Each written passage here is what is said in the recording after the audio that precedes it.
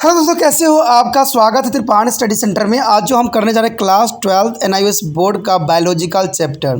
दोस्तों ये चैप्टर 4 है जो कि बहुत ही महत्वपूर्ण है। Cell structure and function. दोस्तों ये कोशिकाओं के बारे में है, जिसके बारे में हम यहाँ चर्चा करेंगे कि सेल स्ट्रक्चर और इसका जो है प्रकार किस तरह से कार्य करता है, कैसे इसका फंक्शन है हमारे शरीर में। तो हम हर तरह की चीज़ें पढ़ेंगे। इसमें हम मिटोसिस विभाजन के बारे में भी जानेंगे।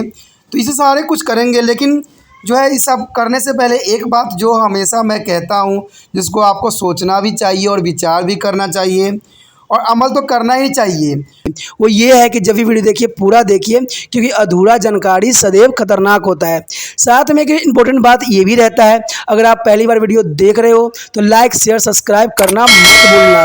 देखिए दोस्तों, लाइक कीजिएगा तो बनाने वाले का जो है प्रोत्साहन बढ़ता है और आपके लिए अच्छा से अच्छा करने की कोशिश करता है।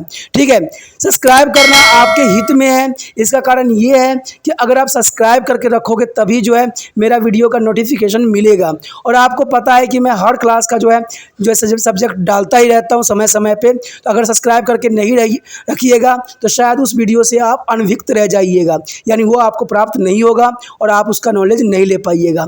साथ में जो अगर आप शेयर करते हो तो शेयर करना एक जग कल्याण के समान माना जाता है। इससे ये होता है कि मान लीजिए कोई जो है बच्चा जो है मेरी वीडियो को उसकी ज़रूरत थी और आपके थ्रू वो वीडियो उसको पास पहुँचा है, तो वो सदैव ही आपका धन्यवादी रहेगा और सदैव ही आपका जो है शुक्रिया अदा करेगा कि तुम्हारे कारण मुझे जो है वीडियो प्राप्त हुआ। तो दोस्तों आपको पता ही होगा कि त्रिपाण स्टडी सेंटर सिर्फ एक क्लास के लिए ही अग्रसर नहीं है, ये कई क्लासों के लिए अग्रसर है। जैसे 8th 9th 10th 11th 12th CBSE के सारे चैप्टरों को कवर करेगा समय के साथ। प्लस जो है एनआईओएस बोर्ड का 10th+2 को भी कवर करता है, सभी सब्जेक्टों का। प्लस जो है बीए पंजाब यूनिवर्सिटी का जो है फर्स्ट सेमेस्टर से लेकर 6th सेमेस्टर तक 8 सब्जेक्टों को कवर करता है। प्लस जो है एमए के जो है बच्चे ऑन डिमांड जो मुझे करते हैं कमेंट, उनके लिए भी त्रिपाण स्टडी सेंटर जो है अग्रसर है। देखिए दोस्तों, त्रिपाण स्टडी सेंटर इतना बड़ा है, विस्तृत है, तो आपको अभी जो है लाइक शेयर सब्सक्राइब कीजिए और अपने दोस्तों के साथ बांटिए। ठीक है, तो भूलिए मत, ये करना आपका फर्ज है और मेरा कार्य करना है, आपको टॉपिक लेके चलना है। देखिए आज देखते हैं हमारा आज टॉपिक क्या है। The next topic is cell division. Friend, what do you mean to the cell division? A single cell divided many times and form a multicellular organism. Unicellular is a bacteria and protozoa divided and increasing in number. The injury tissue are replaced by a new cell through the cell division. Okay, friend? The injury tissue are replaced by a new cell through the cell division. Thus, the cell division is one of the most important activity in all organism. In this lesson you will be study about the two kinds of cell division and the process involved in them. Majority of the cell in a multicellular organism grow and then can divided. However, the cell like the nerves and muscle cells of animals and guard cells of plant do not divide. The process of cell division is almost same in all organism. A cell passes through the phase of growth, after which are able to duplicate their chromosome before they divided. This phase in the life of the cell continually their cell cycle. What do you mean to the cell cycle? There is a cell cycle. You can use the term of mother or parent cell for the cell that is undergoes division, and the daughter cells for the ones that are the result of the division. Before each daughter cell undergoes to division, it must be grow to be the same size as the mother cell. We can design this distinct two main phase in the life of cell: interphase, non-divided period, growth phase, and second is a dividing phase, also is called to the M phase. The M for a mitosis or metastasis. Friend, intraphase is a growth phase and divided phase is a almost M phase, mean mitosis and metastasis. Here is the interphase. Interphase means the between the interval between two consequent cells division in the term interphase. Interphase at which their cell is not dividing. It is the longest period in the cell cycle.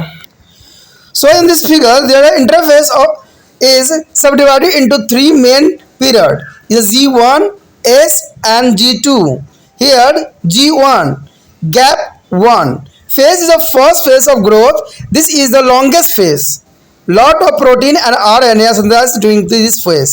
Friend, the G phase is only for the is the longest phase. Here protein and RNA is synthesized this phase. So S are synthetic phase. It is a common next lot of DNA is a synthesis a chromosome containing a single double helical strand of DNA molecules. After the S phase, each chromosome become a longitudinous double split at the centromes, and there it has two molecules of DNA and the two chromatids. There each chromatid is contained to the molecule of DNA. The two chromatids are joined by their centromes and which do not divide at the stage to form a single chromosome. Shown in this picture. Here showing this picture, the G1 says is a when the S go to the S phase and go to the G2 phase, and here is a mutasis. The interface is under their cycle. The cell cycle consists of various stages G1 and S, G2 and M phase. There is important diagram for exam view. The next is G2 gap 2 phase. Whatever protein included to the histone are synthesized in this phase. The histone protein is synthesized in this phase. Cytoplasmic organelles and such as the mitochondria and Golgi bodies get duplicated. A centroid is also divided into two centroids containing in a single cytosome. So the second part is the M phase or dividing phase. There is represented by their symbol of M. It is a mutasis or mutasis. Given the figure, mitosis occurred so that during 2 period of chromatids and separate and the daughter chromosome. The daughter chromosome go to a daughter nuclei and cytoplasma divided from the two identical daughter cell. तो ये topic जो है कोशिका विभाजन, ये अत्यंत महत्वपूर्ण है क्योंकि इसमें जो होता है कोशिकाओं का विभाजन होता है, यानी सेल डिवीजन बहुत ही इंपॉर्टेंट टॉपिक है क्योंकि इसमें जो है आपको पता ही है कि छोटा सा जीव जब जन्म लेता है, चाहे अगर वो स्टार्टिंग स्टेज में हो तो कितना छोटा होता है और होते होते जो है इतना बड़ा बन जाता है। तो आखिर ऐसा क्यों होता है? तो ये सब का कारण जो है कोशिका का विभाजन। कोशिका जो होती है वो विभाजन करके जो है इतना बड़ा सेल्स में कन्वर्ट कर देती है, यानी आपको पता है कि जो इंसान होती है लाखों करोड़ों मिलियन सेल से बने होते हैं, तो ये सारे डिवीजन के कारण ही संभव हो पाता है। तो इसी के विषय में जो हम यहाँ पर चर्चा करेंगे कोशिका विभाजन किस प्रकार होती है और ये हमारे लिए अत्यंत महत्वपूर्ण क्यों है। कहते हैं एक अकेली कोशिका बार बार विभाजित होती रहती है और एक बहुकोशीय जीव का निर्माण करती है, जैसे कि ह्यूमंस होते हैं या कोई भी जीव हो। एक कोशिकीय में हमेशा याद रखना कि बैक्टीरिया और प्रोटोजोआ विभाजित होकर अपनी संख्या में वृद्धि करते हैं। ठीक है, एक कोशिकीय जीव में जो होती है सिंपल जो होती है विभाजित होकर जो है अलग में कन्वर्ट हो जाती है। कहते हैं क्षतिग्रस्त उत्तकों के स्थान पर नई कोशिका बन जाती है। आपने देखा होगा कभी आपको चोट लग जाती है, ठीक है, तो चोट लगने के बाद जो उसके ऊपर परत चढ़ जाती है और उस पर नई कोशिका आ जाती है। तो ऐसा क्यों होता है? तो ये सारे जो होते हैं सेल डिवीजन के कारण ही संभव है। अगर सेल डिवीजन ना हो तो जो चीज़ कट पड़ गई है वो सदैव ही वैसा ही बना रहेगा और जो रक्त है उसका जो है हर्ष हमेशा होता रहेगा। इसलिए कोशिका विभाजन अत्यंत महत्वपूर्ण माना जाता है। ठीक है, इस प्रकार सभी जीवों में कोशिका विभाजन एक महत्वपूर्ण क्रिया है और इस पाठ में आप कोशिका विभाजन के दो विविधाओं उनमें से निहित क्रियाक्रम का अध्ययन भी करोगे और समझोगे। कहते हैं बहुकोशिकीय जीवों में अधिकतर कोशिकाओं में वृद्धि और फिर विभाजन होता है, पहले वृद्धि फिर विभाजन होता है।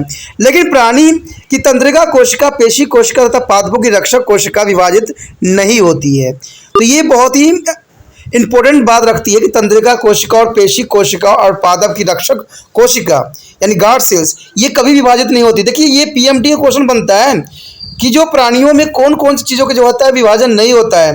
तो याद रखना तंत्रिका कोशिका, पेशी कोशिका और पौधों में सिर्फ जो होता है गार्ड सेल्स उसका विभाजन नहीं होता है। तो कहते हैं पीएमटी में भी ऐसे ही क्वेश्चन पूछते हैं और बच्चे कन्फ्यूज हो जाते हैं कि क्वेश्चन आता कहाँ से है। मैं तो विश्वास है कि जो मैंने वीडियो डाला अगर वो आप लोग अच्छे से कर लेते हो ना तो पीएमटी के भी आप मार्क दे सकते हो, इतना मुझे विश्वास है। ठीक है, कहते सभी जीवों में कोशिका विभाजन की प्रक्रिया प्राय एक समान होती है। देखिए सभी जीवों में कोशिका विभाजन जो होती है एक सामान्य ही होता है। कोशिका वृद्धि की जो है प्रवस्था से गुजरती है, हर एक स्टेज से गुजरना इसका बनता है।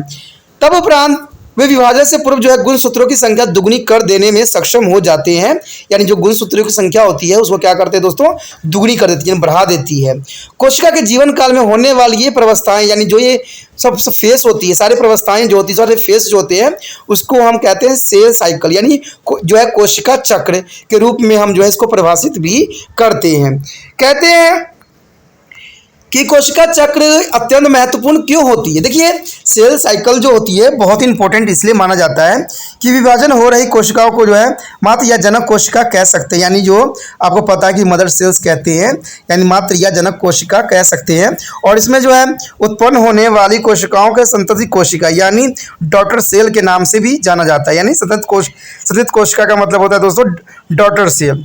इसे पहले की संतृप्त कोशिकाओं में और आगे विभाजन हो, इसमें वृद्धि होना अत्यंत महत्वपूर्ण है ताकि इसका आकार अपनी जो है मदर सेल के बराबर हो जाए। देखिए, अगर डॉटर सेल जब तक वृद्धि नहीं करेगी तब तक कैसे मदर सेल तक पहुंचेगी, तो ये अत्यंत महत्वपूर्ण है और इसके लिए जो है डिवीजन वैल्यू जो है ये इंपॉर्टेंट अपना स्थान रखता है।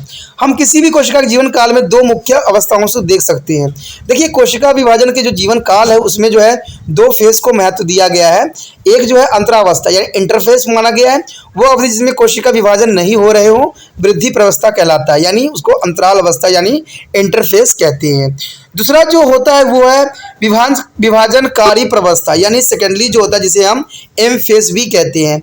एम फेस में दो चीज़ें अत्यंत महत्वपूर्ण मानी जाती है, जिसका हम एम से रिप्रेजेंट करते हैं माइटोसिस या म्यूसिस के लिए, तो ये अत्यंत महत्वपूर्ण माना गया है। उसके पश्चात जो है पहला अंतरावस्था। देखिए, अंतरावस्था क्या होती है, अंतर का मतलब होता है दो के बीच में, प्लस अवस्था यानी दो के बीच में क्या अवस्था है, तो दो अंतरांतों कोशिका विभाजन के बीच के अंतराल को अंतरावस्था कहते हैं।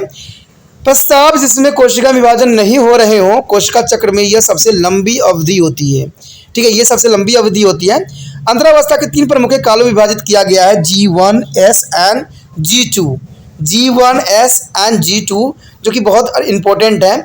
G1 गैप क्या होती है, देखिए इसमें बोला गया है G1 प्रस्तावना अर्थात पहली वृद्धि प्रवस्था यानी फेस, ये लंबी प्रवस्था होती है, लंबी जो होती है ये फेस होती है। इस फेस में जो है बड़ी मात्रा में प्रोटीन और आरएनए का संश्लेषण होता है। देखिए दोस्तों, जो पहला है G1 उसमें जो है काफ़ी अधिक मात्रा में जो है प्रोटीन का संश्लेषण होता है, जो कि एक महत्वपूर्ण क्रिया है।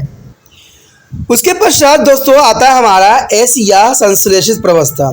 यह अगला प्रवस्था है, बड़ी मात्रा में जो है डीएनए का संश्लेषण होती है इसमें। देखिए, जो एस फेस होती है ना उसमें अधिक मात्रा में जो है डीएनए का संश्लेषण होना निर्धारित होती है। कहते हैं एक गुणसूत्र में जो है डीएनए अणु एकल दोहरी सर्पल्स होती है, यानी अणु का जो है दोहरी एकल दोहरी सर्पल्स होती है। इस प्रवस्था यानी एस फेस के पश्चात प्रत्येक गुणसूत्र के जो है रज्जु अनुदैर्ध्य रूप से दोहरा हो जाता है, पर गुणसूत्र बिंदु जो है सेंट्रोमियर्स पर ऐसा नहीं होता है। अंततः डीएनए के दो अणु और दो क्रोमोटिन्स बन जाते हैं। इस प्रकार प्रत्येक क्रोमोटिन में डीएनए का एक अणु होता है और दो क्रोमोटिड सेंट्रोमियर्स द्वारा एक दूसरे से जुड़े रहते हैं।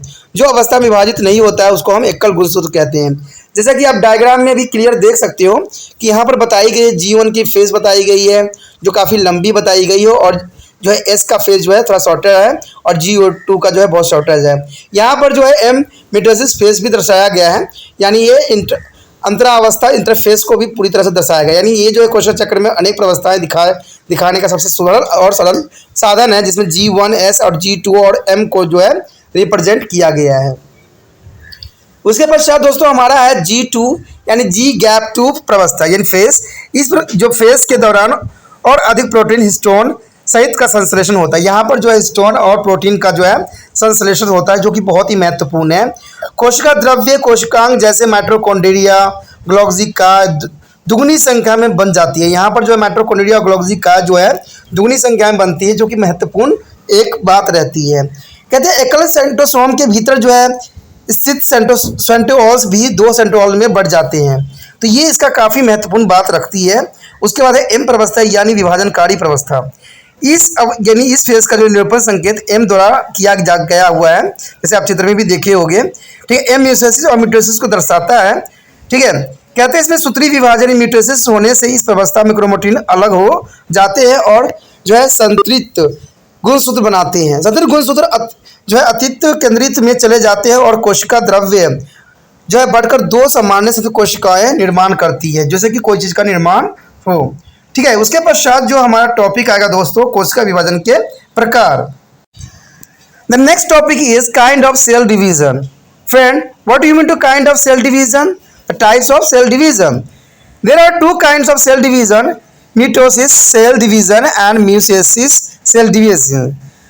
There is a mitotic cell division. Cell division is the growth and replacement of older cells by new cells, wherein their two daughter cells are identical and similar to the mother cell in all respect. Their mitosis cell division occur in the haploids as well as diploid cells.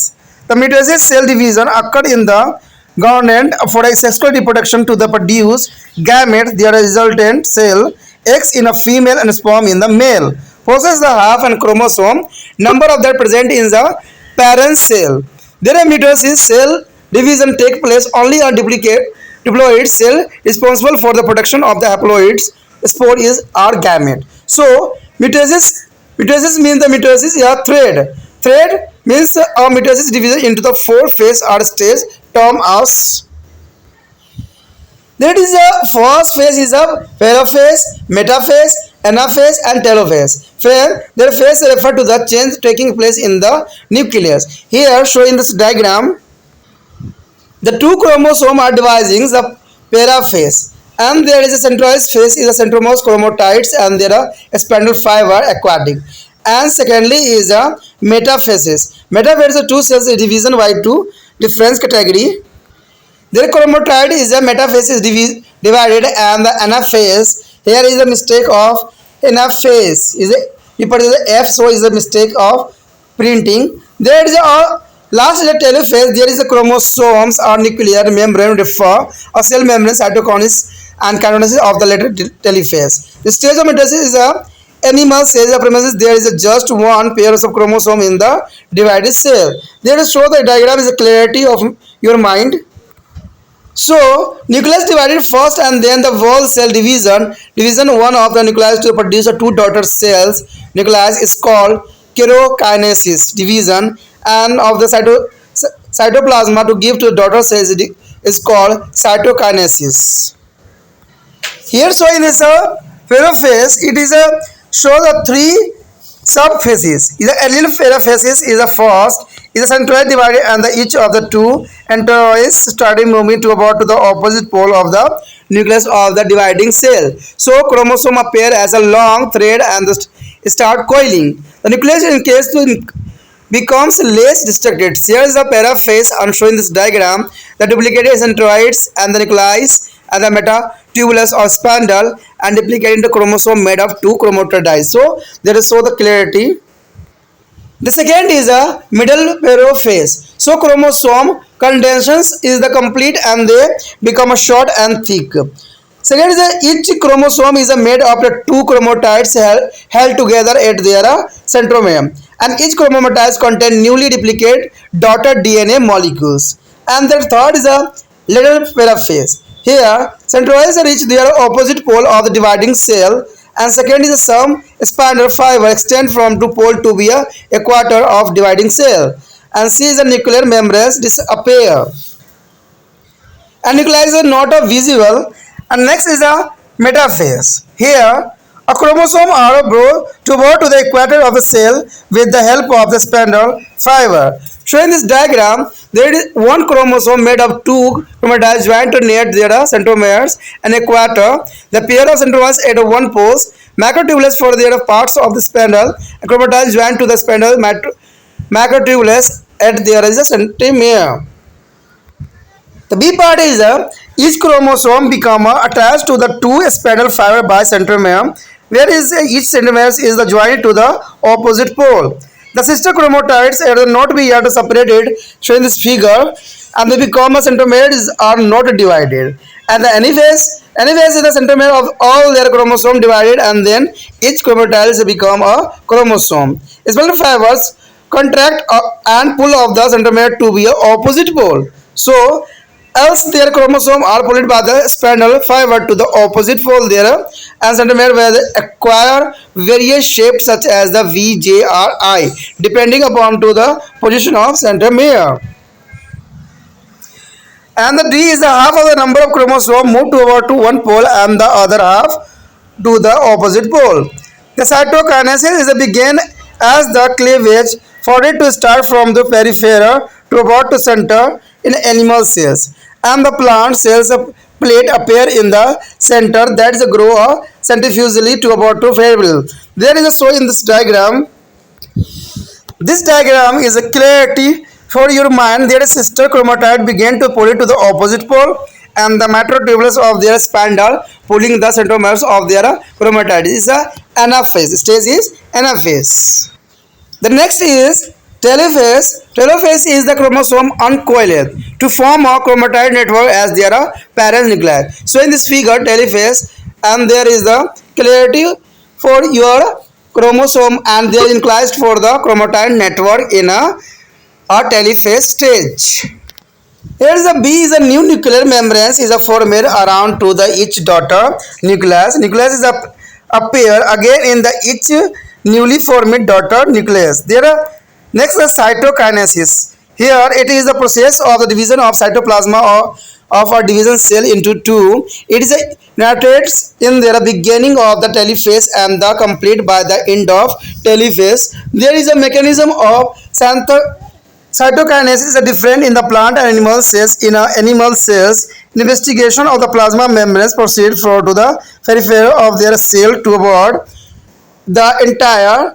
In a plant cell is a progroplast cell plate is began to form the center of the cell and then expand toward to periphery.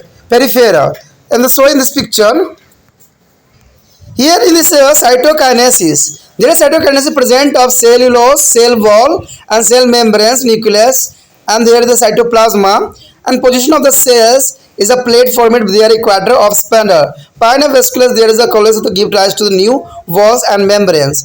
They are important. The examiner is asking for the question for exam. So the cytokinesis is important for exam view. And what is the significance of mitosis? Friend, what is the significance of mitosis? It is the equator division and the two newly formed or daughter cells are identically in all respects. And there is received to the same number of kind of chromosome as were in the mother cells. It is the only mode of reproduction in the unicellular organism, and it is a process by which the growth takes place in the multicellular animals and plants by constantly adding a more and more cells. It is also play a role in the repair during to growth. For example, it would be a helix or regeneration of a damaged part, as in the tails of lizard. Friend, here is example of tail of lizard and the replacement of a cell lost during the chromonal wear to the tear as a surface cell is a skin of the red blood cell. The mitotic cell division, limited, unlimited. Friend, the growth by the mitosis occur in the limited or controlled manner to be extended to the require in the body. But at the time, due to some special case, the number of cells may be increased abnormally, which may be case of cancer. Cancer as the growing of mitosis division, it is an uncontrolled phase. So cancer is a dangerous for mitosis stage. In a plant tissue culture, a cell from a plant can be grown in a nutrient mediums where it is divided repeatedly by the mitosis to give an undifferentiated cell mass called the callus. The capable of differential into a plant in their presence of nutrient and specific growth hormones. In animal stem, cell culture is also based on the ability of the cell to divide it and give rise to be cell of a specific type. तो दोस्तों यहाँ पर कोशिका विभाजन के प्रकार के बारे में हमने चर्चा करना है। ठीक है, यहाँ पर जो है कोशिका विभाजन दो प्रकार के होते हैं। एक सूत्री विभाजन होते हैं जिसको हम मिटोसिस डिवीजन कहते हैं, एक होता है असूत्री विभाजन जिसको हम मिसेसिस डिवीजन कहते हैं। देखिए इंग्लिश में जो यहाँ पर जो है प्रिंट मिस्टेक हो रखा है, ठीक है, मिसेसिस का मियोटोटिक्स लिख रखा है जो गलत है, ठीक है, यहाँ मिसेसिस आएगा। ठीक है, असूत्री का मतलब होता है मिसेसिस। सो आप मैं जो बोल रहा हूँ उस पर ध्यान दीजिए, लिखे हुए पर इतना ध्यान ना दीजिए क्योंकि ये जो है मिस प्रिंट हो रखा है यहाँ पर वर्डिंग का। ठीक है, तो पहला याद रखना दोस्तों कि सूत्री जो है सूत्री विभाजन होता है, दूसरा जो था असूत्री विभाजन। तो पहले को जो है मिटोसिस कहा जाता है, दूसरे को मिसेसिस कहा जाता है। तो ये अत्यंत इंपॉर्टेंट रहता है। ठीक है, सबसे पहले जो हमारा दोस्तों आता है इसमें कि पहला जो है सूत्री विभाजन यानी म्यूटेसिस।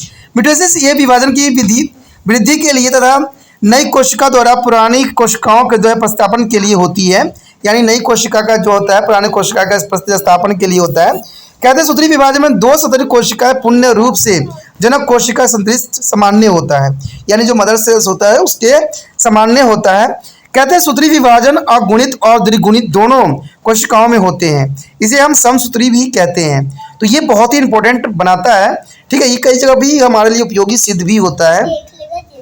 उसके पश्चात हमारे समक्ष है अर्धसूत्री विभाजन यानी म्यूसेसिस। देखिए यहाँ पर दोस्तों ये बताया गया कि यह जनन ग्रंथि यानी गैनार्ड्स ग्लैंड में होता है और लैंगिक जनन द्वारा युग्मक गैमेट के निर्माण के लिए होता है, यानी गैमेट जैसे बनती है उसके निर्माण में जो है म्यूसेसिस बहुत ही महत्वपूर्ण योगदान देता है। इसमें परिमाणिक कोशिकाएं मादा में और अंडाणु नर में पांच शुक्राणु जनक कोशिकाओं में आदि संख्या में गुण धारण करती है। यानी म्यूसेसिस डिवीजन जो होती है आप याद रखना कि मादा में जो होती है जैसे कि अंड का जो है निर्माण होती है और नर में जो होता है जब शुक्राणु यानी स्पर्म का जब निर्माण होता है तो इसमें जो है आधी संख्या में गुणसूत्र धारण करती है। ये विभाजन केवल द्विगुणित कोशिकाओं में ही होती है जो अनगुणित बीजाणुओं या युग्मकों के निर्माण के लिए उत्तरदायी होती है। इसे हम अर्धसूत्र भी कहा जाता है, जो कि बहुत ही इंपॉर्टेंट बात यहाँ रखता है। तो हमने जो है सूत्री विभाजन म्यूटेसिस और म्यूसेसिस के बारे में जो कि अर्धसूत्री विभाजन है हमने समझा। आगे हमारे समक्ष जो है कहते हैं सूत्री विभाजन का आखिर मतलब क्या होता है। देखिए दोस्तों सूत्री विभाजन का मतलब होता है मीटोस यानी धागे।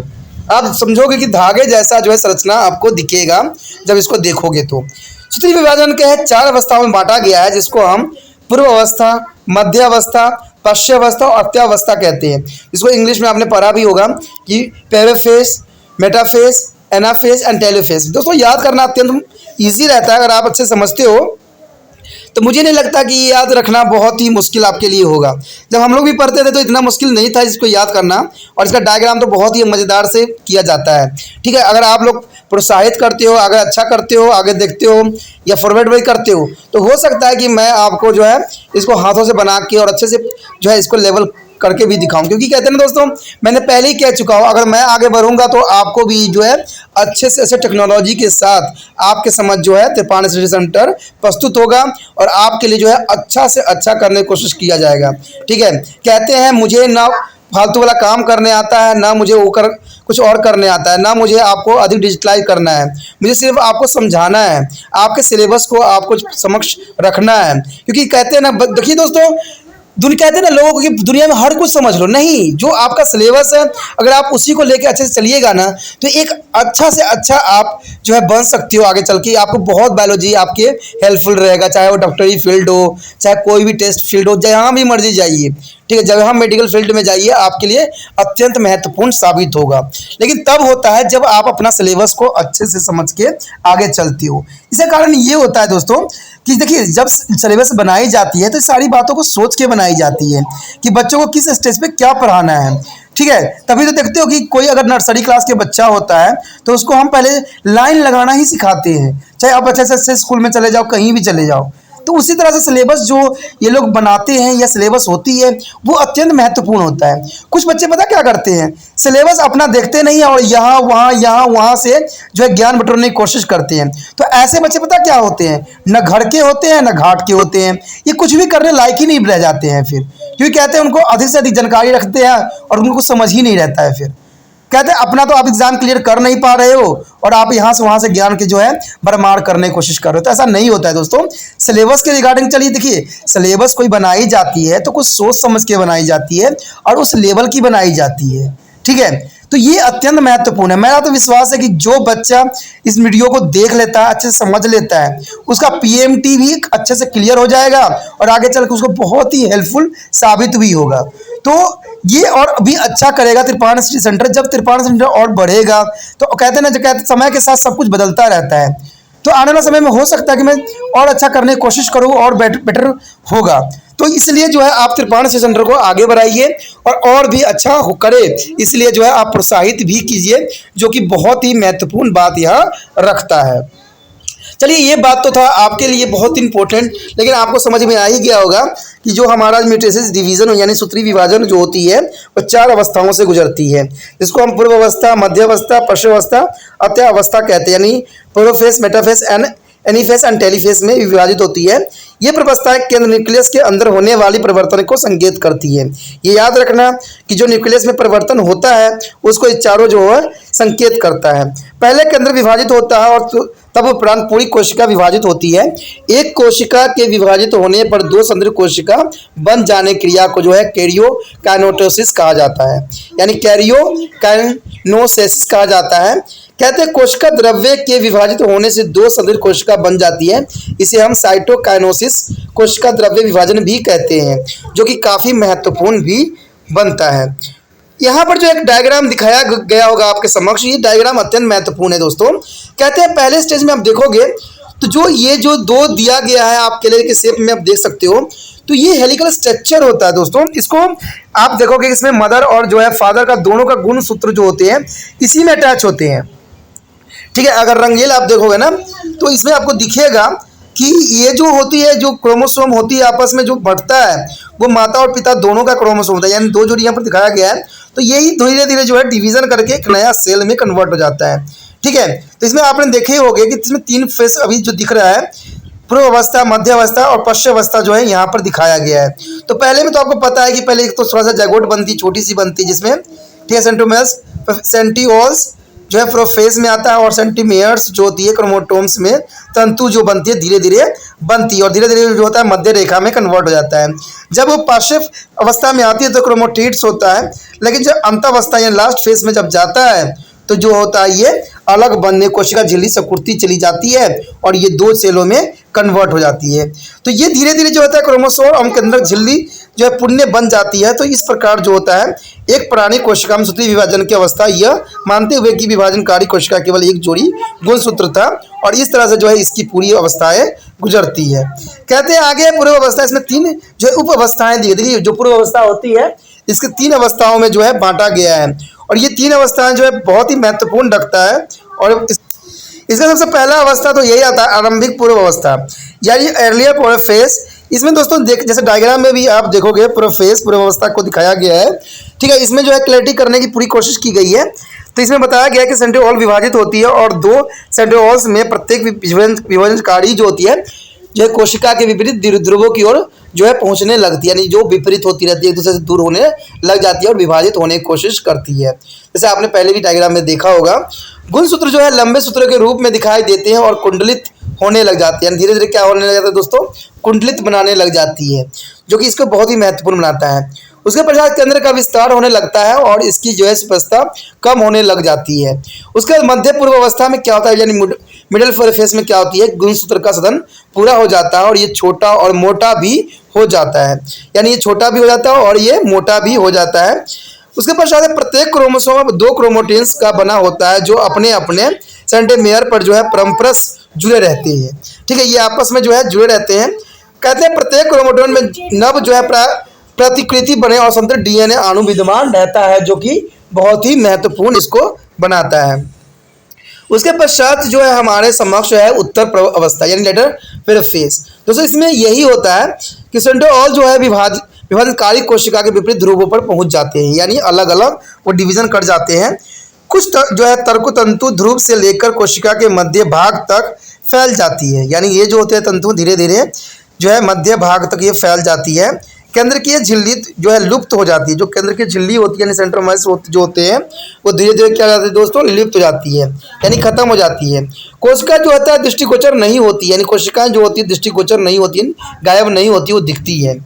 उसके पश्चात हमारा आ जाता है मध्य अवस्था, यानी मेटाफेज। मेटाफेज जो है अत्यंत महत्वपूर्ण है, ये बहुत ही जो है अपना प्रभावशाली मध्य अवस्था में दिखाई गई है, जैसे कि आप देख भी सकते हो। कहते हैं गुणसूत्र जो होती है तर्कतंतु की सहायता से अब कोशिका के मध्य भाग और गति करते हैं। इसमें जो है प्रत्येक गुणसूत्र जो है सेंटीमियर द्वारा 2 जो है तर्कतंतु के साथ जुड़ा होता है, जबकि प्रत्येक सेंटीमियर जो है विपरीत ध्रुवों से जुड़े होते हैं। जैसे कि आप अभी देख भी रहे होंगे कि यहाँ पर जो है दूसरे साइड चली जाती है, यानी इसके विपरीत साइड जो गुणसूत्र है जाती है। कहते हैं सिस्टर क्रोमोडिड्स अभी एक दूसरे से अलग नहीं हुए होते हैं, जैसा कि चित्र में भी दिखाया है, ये अलग अभी नहीं है क्योंकि ये सेंटीमीटर जो विभाजित नहीं हो पा रहा है।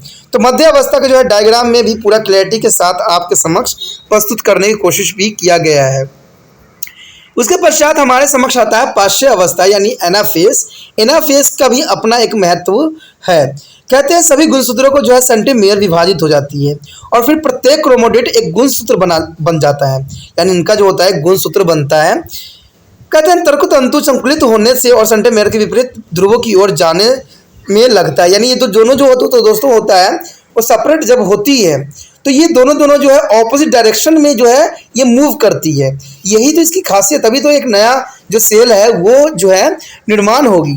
कहते हैं जब गुणसूत्र जो है अपने सेंटीमेयर द्वारा तंतु जो है तर्क तंतु से विपरीत ध्रुवों की ओर खींचे जाते हैं तो विविध आकृति जैसे वी, जे या आई के हो जाते हैं और अलग अलग आकृति का बनना सेंटीमेयर की स्थिति पर निर्भर करती है, यानी कैसा बनेगा वो सेंटीमेयर पर निर्भर करता है। उसके बाद है हमारे समक्ष आधी संख्या के गुणसूत्र, जैसे क्रोमोडेट एक ध्रुव की ओर गति करते हैं और दूसरे आधी संख्या गुणसूत्र दूसरे ध्रुव की ओर गति करते हैं और गति करके जो है एक अलग गुणसूत्र का निर्माण करते हैं। तो यही बात जो है इंपॉर्टेंट इसको बनाता है।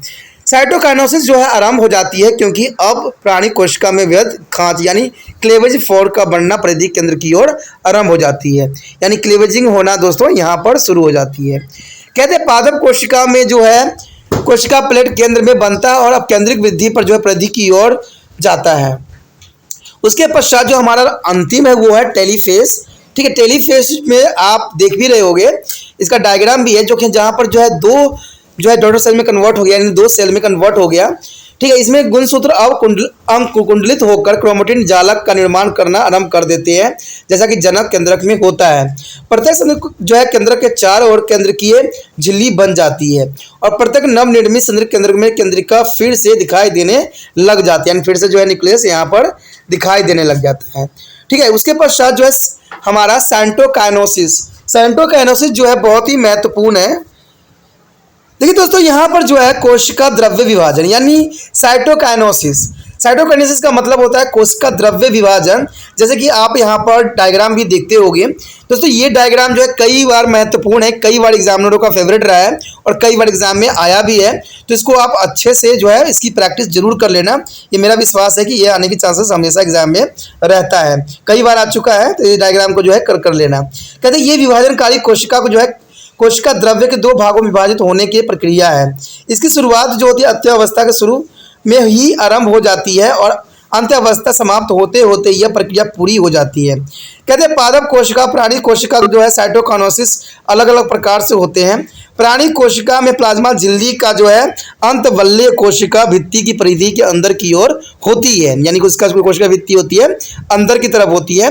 पादप कोशिका में जो होता है फ्रेगमेंटोप्लाज्म कोशिका पट्टल कोशिका केंद्र में बना आरंभ हो जाती है, तब परिधि की ओर ये फैल जाती है।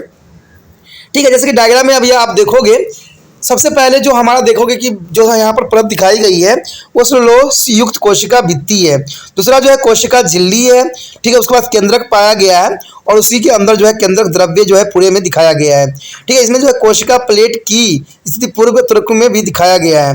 बेसिकली की देखा जो है संगलित होकर नई भित्ति और झिल्ली बनाती नजर आ रही है, तो ये बहुत ही इंपॉर्टेंट है। उसके बाद है सूत्री विभाजन का महत्व। देखिए सूत्री विभाजन जो है कई मामलों में अत्यंत महत्वपूर्ण माना जाता है।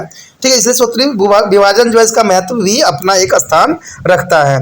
कहते हैं एक जो है समसूत्री विभाजन है और इससे बनने वाले दो संतृप्त कोशिकाएं सभी जो है दृष्टि के सामान्य ही होते हैं। इन संतृप्त कोशिकाओं में उतने ही तथा उसी प्रकार के गुण पहुँचते हैं जो कि जनक कोशिका में होता है। एक कोशिका जीवों में जनन की यह एकमात्र विधि है। इस प्रक्रिया द्वारा प्राणी और पौधों में निरंतर अधिक कोशिकाओं को बढ़ते रहने के कारण वृद्धि होती रहती, तभी तो जो है छोटा सा बच्चा इतना बड़ा हो जाता है इन्हीं कोशिका विभाजन के कारण। वृद्धि के दौरान यह मरम्मत में भी योगदान देता है, यानी वृद्धि में अगर कोई चोट फूट लगता है तो उसमें भी जो है अपना योगदान देता है। उदाहरण के लिए घाव के भरने में, क्षतिग्रस्त भाग फिर से बनने में, जैसे छिपकली कटी हुई पूंछ। आपको पता ही होगा कि छिपकली जो है अपने प्रेडेटर से बचने के लिए यानी अपने दुश्मन से बचने के लिए अपना जो है पूंछ को त्याग देती है। फिर क्या होता है उसमें दोबारा से पूंछ का जो है निर्माण हो जाती है, तो ये अत्यंत महत्वपूर्ण होता है उसके लिए। ठीक है, सामान्य टूट फूट के दौरान नष्ट हो गई कोशिकाओं को जो है प्रतिस्थापन करता है। कहते जैसे कि त्वचा की सतही कोशिका के अलग अथवा लाल रुधिर कोशिकाओं के मामले में भी ये पाई जाती है, जो कि इसको काफ़ी महत्वपूर्ण बनाता है। उसके बाद हमारे समक्ष जो है कोशिका सूत्री विभाजन यानी सीमित तथा असीमित। देखिए दोस्तों, कोशिका सूत्री विभाजन अत्यंत महत्वपूर्ण माना गया है क्योंकि कई जगह पर इसका काम अलग ही होता है। कहते सूत्री विभाजन के जरिए वृद्धि सीमित और नियंत्रण तरीके से उसी सीमा तक होती है जितनी की शरीरों को आवश्यकता होती है, लेकिन कभी कभी कुछ विशिष्ट कारणों से कोशिका की संख्या में असामान्य रूप से वृद्धि होने लग जाती है, यानी प्रक्रिया असीमित चलती है जिसके कारण आपको कैंसर भी हो सकती है, क्योंकि कैंसर होती भी है इन्हीं कोशिका विभाजन की वजह से। और मान लीजिए कोशिका विभाजन ना हो तो कैंसर होने के चांसेस भी नहीं होगा। तो क्योंकि हम किसी चीज़ को इरिटेट कर देते हैं तो वो क्या करता है, कैंसर कोजिंग करने की कोशिश करता है। कहते हैं पादप संवर्धन में एक पादप कोशिका को पोषक माध्यम में संवर्धित किया जा सकता है, जहाँ सूत्री विभाजन द्वारा यह बार बार विभाजित होकर अविभेदित यानी अनडिफरेंशिएटेड कोशिका पुंज जो है पुंज उत्पन्न करती है, जिसे हम कैलस कहते हैं। कैलस जो होता है जो पोषण तत्वों को जो है विशिष्ट वृद्धि हार्मोन की उपस्थिति में एक पादप में विभेदित हो जाता है। प्राणियों में भी स्टोम सेल संवर्धन यानी स्टेम सेल कल्चर कोशिका के विभाजन क्षमता पर ही आधारित होती है, जिसके कारण विशेष प्रकार की कोशिका बनने लगती है। Next topic is meiosis cell division. Friend, here is a mistake of printing is a mitotics is a wrong pronunciation. MEIOTIC is wrong. It is a meiosis cell division. Okay, means a GK is a meiosis means make a smaller. Asisma means action. So meiosis is a cell division. This division is also known as the reduction division. Is a reduction division, but why this name? Why this name? This is because this kind of cell division is a normally chromosomes member of the mother cells is reduced to the half in a daughter cell. Friend, why it is called a meiosis cell division? Means reduction division. There is a name of coming. There is a chromosome number of the mother cells is reduced to half in a daughter cell. The normally chromosomes number is a human beings is 46, means 26 pair of chromosome. But as a result of meiosis in ovary and testes, this number is a valid to 23 in the daughter cells is called sperm or the eggs. And where does it occur? It occur in the reproductive cells in the testes of male and in their ovaries of female animals, and the plant in the polymerase mother cells of the anthers male organs, and in the megasporous mother cells of ovaries female organ of the flower. And why does it occur? It means the chromosome number is reduced to half so that when it doubles at the fertilization, zygote formation, during the reproduction, it is once again become a restored to be a diploid state. The number of chromosomes remain to constant in the species and generations after generation. Cell divided is a mitotically in their organism that reproduce vegetatively and asexually. Thus, there are no change in the number of chromosomes, but sexually reproducing organs from a gamete such as the sperm in a male and ova in a female. The male and female gamete fuse to from the zygote which develop into the new individual. There is, if these gametes were produced by the mitosis, their offspring are developing from to zygote, then would we have to double the number of chromosomes in the next generations.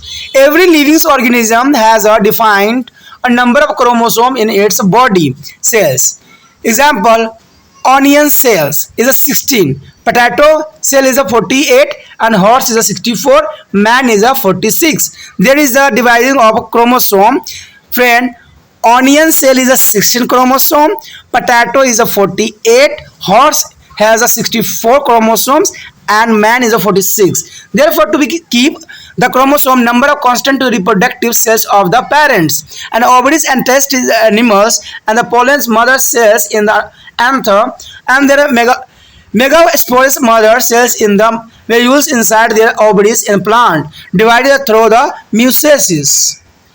Here, so in this picture, the cell ball formation after the meiosis in a plant cells. There is a meiosis in a plant cell. There is a spindle cell, a quarter, a new cells ball forming, and complete cells ball separated daughter cell in this stage. Yeah. How does the meiosis occur? How does the mitosis occur? Mitosis is characterized by the two successive division of the nucleus, mitosis 1 and 2, and cytoplasma, where is the chromosome divided only once. The phase of the mitosis division are given flow chart through here. The interphase, which is the precede to the onset of the mitosis, is a similar to B interphase, which is the precede of mitosis. At the S phase, the DNA molecules of each chromosomes duplicate to give rise to be two DNA molecules, and hence two chromatids are there found in the one chromosome attached to a single centromere. Here show this is flow diagram. There is mitosis division. Mitosis division is the two phases converted, mitosis 1 and mitosis 2. Here is mitosis 1 divided by the prophase, metaphase, anaphase and telophase, and there are paraphase division by leptoteins, zygoteins, patoteins and diploideins and allokinesis. And second is the second phase mitosis. There is a divided by paraphase 2, metaphase 2 and anaphase 2, telophase 2. There is a division. The mitosis 1 and mitosis 2 are the continually and have been to divided into the substage. Only one for there is a convention to study a process of nuclear division. तो जैसा कि हमने आपको बताया था कि हम जो है सूत्री विभाजन और असूत्री विभाजन कर रहे हैं, तो हमने जो है सूत्री विभाजन पहले कर चुके हैं जिसको हम म्यूटेसिस कहते थे। अब जो हम करेंगे असूत्री विभाजन जिसको हम म्यूटेसिस कहेंगे। ऐसे इंग्लिश में जो है मिसप्रिंट हो रखी है, तो आप कंफ्यूजन मत होना, वहाँ पर जो है म्यूटेसिस नहीं है, म्यूटेसिस है, ठीक है। तो कहते हैं कभी कभी किताब छापने वाले भी गलतियाँ करते हैं, तो गलतियों को सुधारना ही हमारा काम है। तो ये आप ध्यान रखना कि उसमें मिसप्रिंट है, तो ये बात को लिए मैं बार बार आपको समझाने की कोशिश कर रहा हूँ कि मिसप्रिंट हो रखा है, तो उसको आप म्यूटेसिस ही पढ़िएगा, ठीक है। क्योंकि ये असूत्री विभाजन है तो उसको म्यूटेसिस ही कहा जाता है, म्यूटेसिस नहीं कहा जाता है, ठीक है। इसी विभाजन को जो न्यूक्लियस विभाजन भी कहते हैं। यानी आपको पता होना चाहिए कि म्यूसोम्स का नॉन्स का मतलब है छोटा बनना और सिस का मतलब था क्रिया। यानी इस विभाजन को जो है न्यूनकारी विभाजन यानी डिडक्शन ऑफ डिवीजन भी कहते हैं। और इस कोशिका विभाजन में जनक कोशिका के सामान्य गुणसूत्र संख्या संगत कोशिकाओं का घटक आधी रह जाती है। जैसे उदाहरण के लिए आपको पता ही होगा कि मनुष्य में सामान्य गुणसूत्र की संख्या जो होती है 46 होती है। यानी इसका जोड़ा जो होता है 23 जोड़े पाए जाते हैं। तो 46 होते हैं और 23 जोड़े जो हैं पाए जाते हैं। यानी इसमें जोड़े के रूप में अगर देखोगे तो 23 जोड़े होते हैं। लेकिन अंडाशय और जो भूषण में असूत्री विभाजन के फलस्वरूप संख्या कोशिकाओं की संख्या घटकर आधी अथवा 23 रह जाती है, जो कि इसको बहुत ही अलग बनाता है और विशिष्ट बनाता है। कहते हैं असूत्री विभाजन कहाँ होता है, ये बहुत इंपॉर्टेंट बात रहता है। यह विभाजन जनन कोशिका में होता है। उदाहरण के लिए नर प्राणी के जो है भूषण में और मादा के अंडाशय में होती है, और पौधों में जो है प्राग कोशन में यानी नर जनक अंगों के प्रागण जनक कोशिकाओं में पुष्प के अवशोषित को जो मेगा स्पोर जनक कोशिकाओं में बनता है। तो आपको पता ही होगा दोस्तों, जब फर्टिलाइजेशन होती है तो यहाँ पर जो है मिटोसिस का अपना एक योगदान होता है और इसी से जो होता है नया जीव की उत्पत्ति होती है। तो मिटोसिस डिवीजन इसलिए महत्वपूर्ण होती है, इसलिए हम इसको अर्धगुणसूत्री कहते हैं, क्योंकि ये मादा जनन अंगों के लिए अत्यंत महत्वपूर्ण माना जाता है। उसके बाद कहते हैं अर्धगुणसूत्री विभाजन क्यों होते हैं आखिर। कहते हैं मियोसिस में जो है गुणसूत्र की संख्या घटकर आधी रह जाती है और निषेचन युग्मक निर्माण के दौरान जब यह संख्या दुगनी हो जाती है तब यह संख्या फिर से सामान्य हो जाती है। किसी भी स्पीशीज गुणसूत्र की संख्या पीढ़ी दर पीढ़ी निरंतर बनी रहती है। यानी जो गुणसूत्र होते हैं वो पीढ़ी दर पीढ़ी क्या होते हैं, ट्रांसफर होते रहते हैं और ट्रांसफर होना ही इनका कार्य है। कहते हैं उन जीवों में जो कार्य कुल अलैंगिक रूप से जनन करते हैं कोशिका सूत्री विभाजन से विभाजित होती है और इस प्रकार उसे गुणसूत्र की संख्या में किसी प्रकार का परिवर्तन नहीं होता है। लेकिन लैंगिक रूप से प्रजनन करने वाले जीव जो होते हैं गैमेट युग्मक उत्पन्न करते हैं और ये नर में जो है शुक्राणु तथा मादा में अंडाणु उत्पन्न करते हैं। नर व मादा युग्मक जो है परस्पर संगलित होकर युग्मक यानी जायगोट बनाते हैं, जो कि परिवर्धित होकर नए जीवों का रूप ले लेते हैं। ये नर तथा मादा में जो है अपना एक महत्वपूर्ण योगदान देता है। कहते हैं मादाओं में जो है अंडाणुओं के लिए ये अत्यंत इंपॉर्टेंट होता है और नर में जो है शुक्राणु के लिए। कहते हैं इनमें जो होता है मादा युग्मक गैमेट बनाती है और संलग्न होकर युग्मन यानी जायगोट बनाते हैं, जो परिवर्तित होकर नए जीव का रूप ले लेते हैं। आपने देखा ही होगा जब बच्चे का निर्माण होता है तो ये मिटोसिस डिवीजन ही होता है। ठीक है, आप सोचते हो कि मिटोसिस डिवीजन जो है क्या होगा कार्य। दोस्तों आपको पता है जब जीवन की उत्पत्ति होती है, जब जो स्पर्म जो होता है अंडे में मिलता है तो वो वहाँ पर जो होता है कुछ दिन क्लीवेजिंग होती है। ठीक है, ये क्लीवेजिंग स्टेज जो होती है मिटोसिस डिवीजन के कारण ही होती है। तो तब जाके जो है अंडे आपस में जो है जो स्पर्म होती है डिवीजन खुद को करके एक नए बच्चों में कन्वर्ट हो जाती है। तो ये अत्यंत महत्वपूर्ण होता है। ठीक है, कहते हैं यदि ये युग्मक जो है सूत्री विभाजन के जरिए बनने होते हैं तो अगली पीढ़ियों में जो है युग्मक से बनने वाले संतति में जो है गुणसूत्र की संख्या दुगनी हो जाती है। यानी प्रत्येक जीव प्राणी के कार्य कोशिकाओं में गुणसूत्र की संख्या जो होती है एक निश्चित होती है। उदाहरण के लिए अगर आप देखोगे तो प्याज की जो कोशिकाओं में जो है 16 क्रोमोसोम होते हैं और आलू में जो है 48 क्रोमोसोम पाए जाते हैं। ठीक है, यानी कह सकते हो कि प्याज में 16 होते हैं, आलू में 48 होते हैं, घोड़े में जो है 64 होते हैं और मनुष्य में जो है 46 होते हैं। तो इसलिए जो क्रोमोसोम की संख्या को स्थिर रखने के लिए जनकों की प्राणियों में अंडाशयों और जो है भूषणों के और पौधों में परागण कोश के पराग जनक कोशिकाओं अंडाशय के भीतर बीजांडों में जो है मेगा स्पोर जनक कोशिका जनन कोशिका एक विशिष्ट किस्म के विभाजन द्वारा बांटती है जिसे हम अर्धगुणसूत्र कहते हैं। यानी जो भी विभाजन होती है वो होती है अर्धगुणसूत्र के कारण जो है ये विभाजन संभव हो पाता है। जैसे कि आप चित्र में भी देख सकते हो, चित्र में भी साफ दिखाने की कोशिश किया गया है कि पादप कोशिका में जो है असूत्री विभाजन के परिणाम से कोशिका भित्ति का निर्माण हुआ है। पहले में देखोगे डायग्राम में जो है तंतु कोशिका जो मध्य तल है वो डिवीजन कर गई है और जो है नई कोशिका जो निर्मित भित्ति बनाना स्टार्ट कर दिया है। और एटलीस्ट जब ये पुण्य बनता है जो सेकंड डायग्राम में बताता है कि पुण्य बनी जो है कोशिका भित्ति से कोशिका को अलग करती हुई दिखाई दी गई है। तो इस तरह से जो है विभाजन होता है और कहते हैं ना कुछ फादर का और कुछ मदर का गुण जो है बच्चों में ट्रांसफर होती रहती है। अब प्रश्न ये उठता है कि अर्धसूत्री विभाजन कैसे होता है, ऐसा कैसे किया जाता है। कहते हैं अर्धसूत्री विभाजन की जो है खास बात यह है कि इसमें जो प्रत्येक मियोसिस 1 और 2 कोशिका द्रव्य क्रमश 2 बार विभाजित होती है। जब जो है गुणसूत्र यानी क्रोमोसोम एक ही बार बढ़ते हैं। अर्धसूत्री विभाजन के प्रवस्था का प्रभाव अरेख जो है कुछ नीचे दिखाया भी गया है जिसमें पूरी बात क्लैरिटी हो जाएगी। कहते हैं मियोसिस आरंभ होने से पहले ही जो अंतरावस्था इंटरफेज जो है माइटोसिस आरंभ होने से पहले की अंतराल के समान नहीं होती है। इस व्यवस्था में प्रत्येक गुणसूत्र का डीएनए दुगुनी होकर 2 डीएनए अणु प्रदान करती है और इसलिए ये गुणसूत्रों में 2 क्रोमोटिड्स पाए जाते हैं जो एकल सेंटीमीटर्स पे जुड़े रहते हैं। यहाँ पर आपके समक्ष एक डायग्राम दिख रहा होगा जिसमें पूरा क्लैरिटी है कि मियोसिस जो होती है 2 भागों में बढ़ जाती है, मियोसिस 1 और मियोसिस 2। और जो मियोसिस 1 होती है वो जो है 4 अवस्थाओं में बढ़ती है, पूर्व अवस्था, मध्य अवस्था, पश्चिम अवस्था, अत्यावस्था। और जो पूर्व अवस्था होती है वो जो होती है 5 भागों में बढ़ती है। ठीक है, लेप्टोटीन्स में, जाइगोटीन्स में, पैकिटीन्स में, सिप्लोटीन्स में, डायोकाइनेसिस में। और जो मियोसिस 2 होता है वो भी 4 फेज में बढ़ता है, पूर्व अवस्था 2, पूर्व अवस्था 2, ठीक है, मध्य अवस्था 2, पश्चिम अवस्था 2, अत्यावस्था 2। ठीक है, तो ये अत्यंत महत्वपूर्ण बनाता है, इनको जो है विभाजन करना इनके जो गुणसूत्रों को आगे बढ़ाने के समान है। The first of all, the mitosis division first. Like a mitosis is a mitosis 1, also considered of 4 stages: paraphase 1, metaphase 1, and anaphase 1, and telophase 1. Here is the paraphase 1. The paraphase 1 is a mitosis 1 is a much longer is compared to the paraphase of mitosis. It is a further subdivided into the following 5 sub-stages. The first is a leptostone, a GK lepto thing, then a thread. Here is a shown in this diagram. The chromosome become distracted and there appear a long and thin thread bearing a fine braid due to condensation of calling of DNA at a special point called chromosome. At the leptostone is shown in this diagram. Each chromosome consists of 2 chromatids held together by the centromere, but they are not easily visible. And nuclear membranes are nucleus to are distracted. There is a next is a zygote. Zygoten mean is a GK is zygo pairing. Is a chromosome contains coilings and they become a shorter and thinner.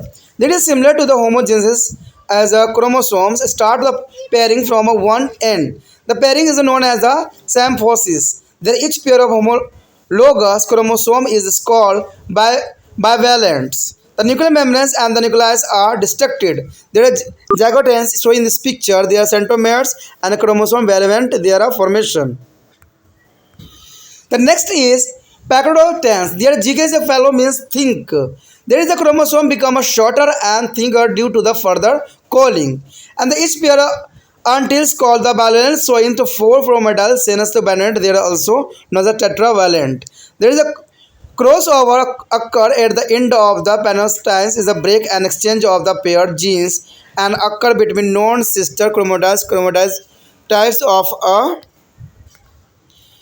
homologous pair. The point of interchange and the rejoining a pair X-shaped and known as the sema is a purely sementa as are the point of crossover. The showing in this diagram chromatids, centromeres and chimeras. There is a formation of new pastocine. They ask the diploptan. There is important. Diploptan is a diplo means double chromosome continued coiling to the further and become a shorter. The centromeres of the homologous chromosomes start to deplete each other. The two non-sister chromatids of homologous pair of chromosomes remaining attached at a one or two pointed to the center. There is a nucleus and the nuclear membranes become indistracted. It is their symmetoma and that exchange of segment of the non-sister chromatids genes between to the homologous chromosome has taken place. The process of gene exchange is known as a genetic recombination. And their fifth is a diaconesis. Diaconesis is a GK is a di throw. It is a different direction. Kinosis means to motion. There is shown in this picture. The volants become to the shorter and thickness due to the maximum coiling. And the centimeters is a non-homologous pairs of homologous chromosomes of a valent move apart due to the repletion from each other. Consequently, there is a valence acquired various configurations such as the O, X, or A depending upon to the number of chromosomes per valent. The nuclear membranes and nuclei disappear. The spindle formation is the completely, and sixth is the metaphysis one. There is a metaphysis one.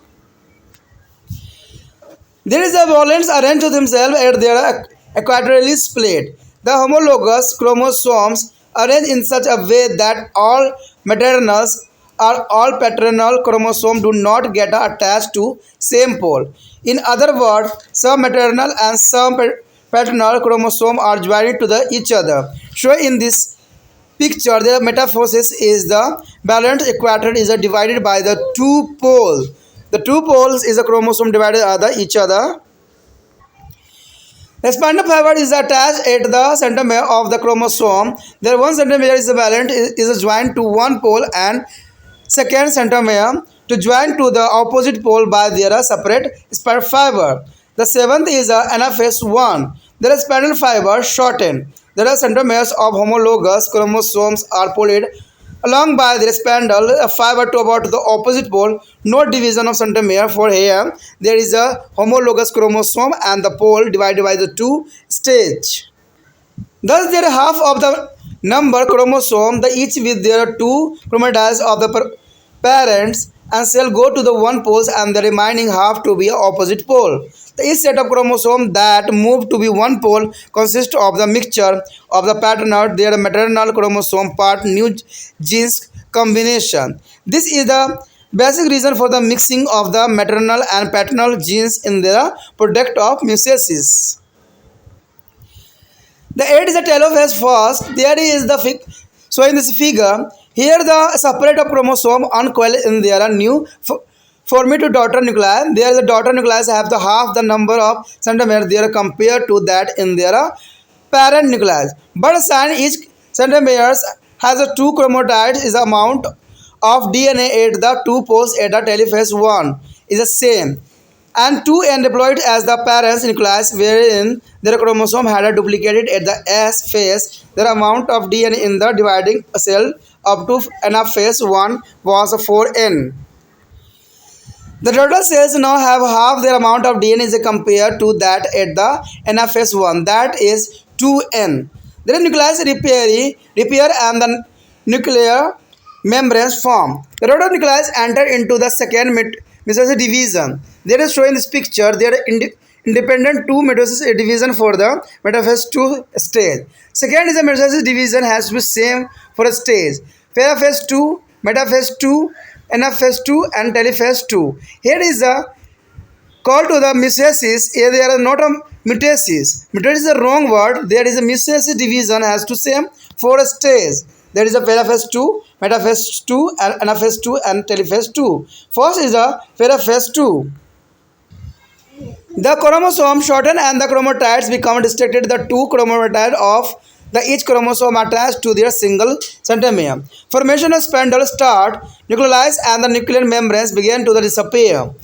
And second is a metaphase 2. Here showing this picture, they are divided by the two stages. The chromosome arrange themselves along the equator. The formation of spindle apparature is completed.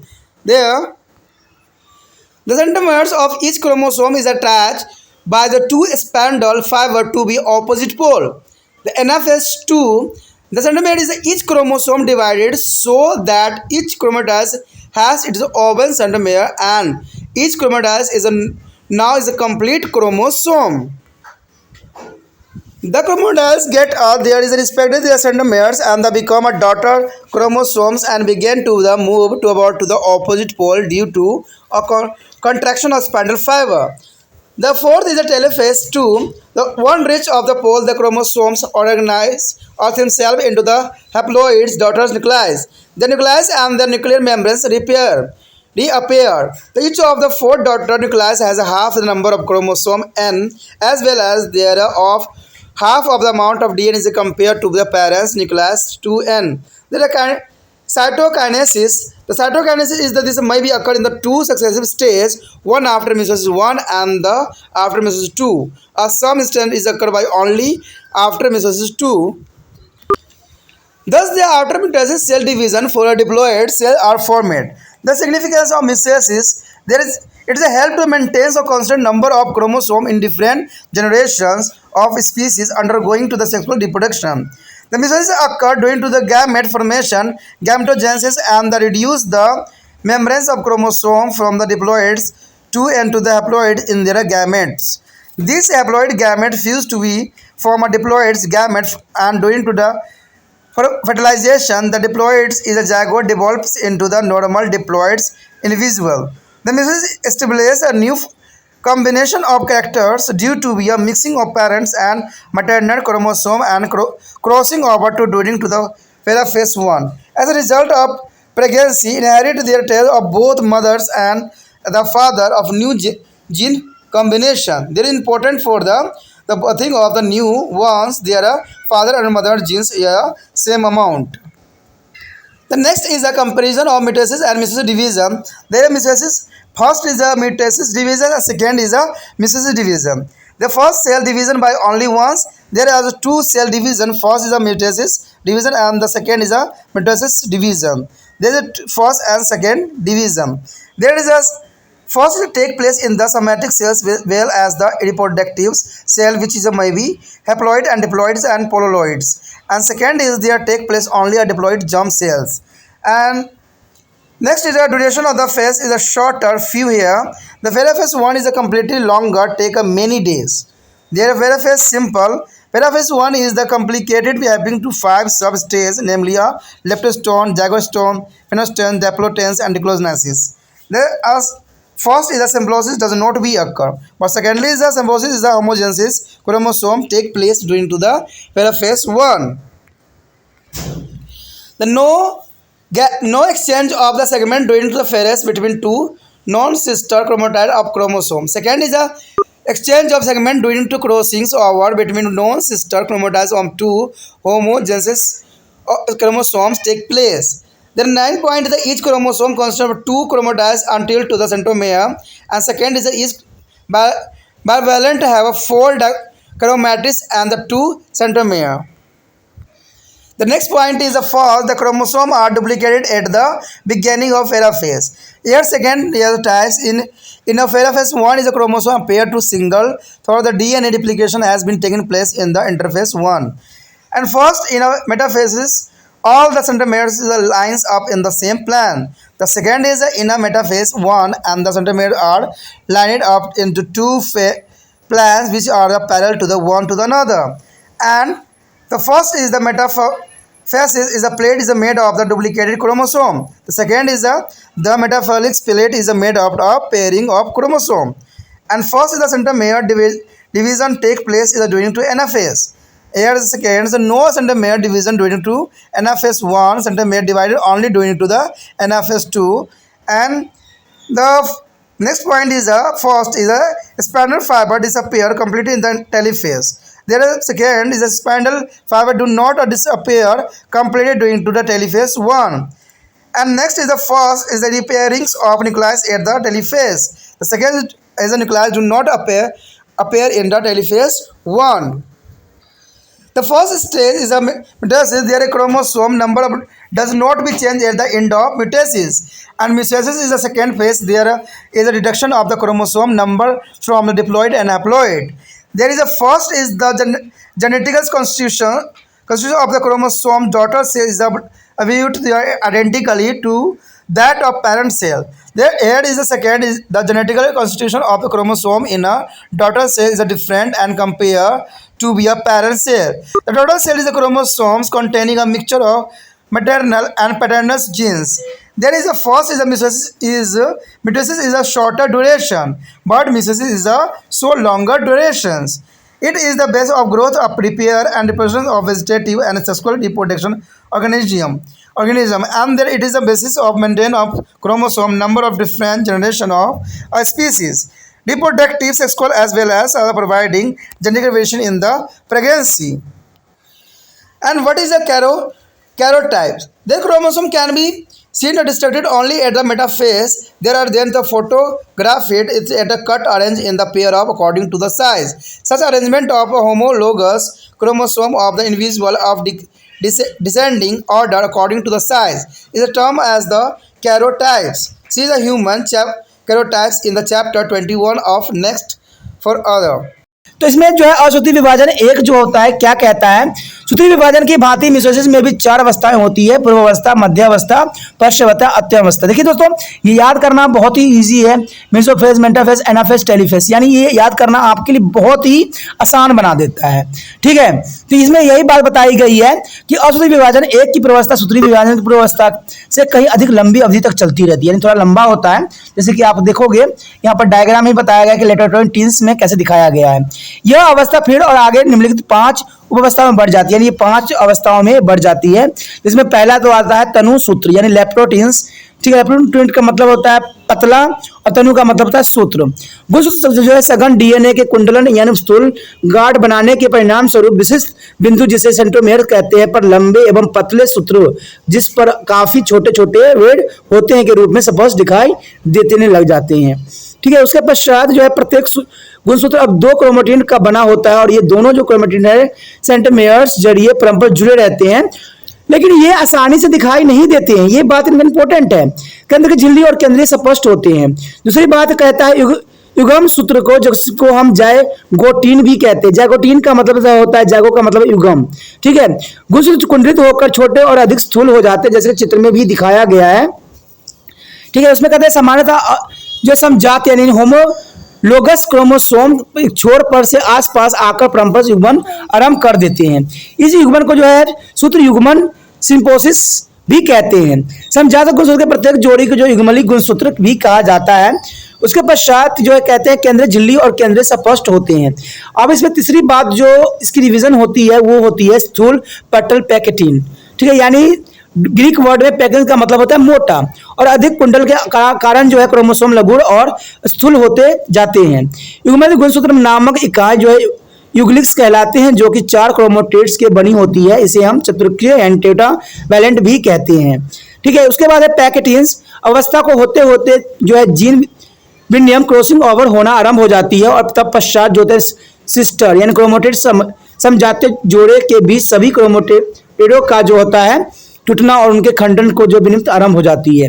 अंत विनिमय पुण्य योजन बिंदु x आकृति का दिखाई देता है और इसे जो है कैटोसिस यानी साइमोसिस यानी बहुवचन साइमोइड कहते हैं और जो जिन बिंदुओं यानी पॉइंट ऑफ क्रॉसिंग ओवर करते हैं। उसके पश्चात जो है हमारा टिप्पल्स डिप्लोमेटिन्स या डिप्लोमेंट ग्रीक डिप्लोमेंस दोहराना। गुणसूत्र अधिक कुंडलित और छोटा सा होता है और ये समजात गुणसूत्रों को जो है सेंटीमीटर जो पृथक होना आरंभ कर देते हैं। ठीक है, जैसे कि यहाँ डायग्राम में भी दिखाया गया है। उसके पश्चात जो हमारे समक्ष है कहते हैं गुणसूत्र एक समजातीय युग्म के 2 विविजितीय क्रोमेटिड एक या अधिक बिंदुओं पर जुड़े रहते हैं। इन बिंदुओं को जो है जो है मेटा कहते हैं।